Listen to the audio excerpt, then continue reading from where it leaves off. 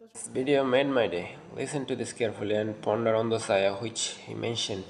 এতজনকে এত কিছু বলেন, ভয় লাগে না যদি আপনি টার্গেটেড হয়ে যান কখনো হাদি ভাইয়ের মতো? ভয় হলো একটা সংক্রামক ব্যাধি। এই পৃথিবীতে কি কারণে মানুষকে হলো দাস বানিয়ে রাখা হয়, মানে আমরা তো আশরাফুল মাখলুকাত, কিন্তু এই মানুষকে আবারই বলা হয়েছে বালহুম আদল, অর্থাৎ তারা চতুষ্পদ প্রাণী থেকেও আরো নিকৃষ্ট। আমি তো আল্লাহর বান্দা, আমি আল্লাহর কোরআন এবং আল্লাহতে বিশ্বাস করি।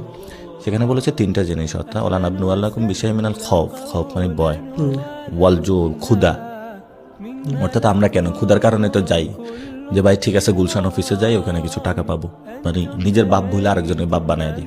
আবার এই হলো ওয়ান অ্যাকশন, মানে আপনার যে আমল খারাপ কাজকর্মের কারণে হলো মানুষকে পরীক্ষা করা হয়।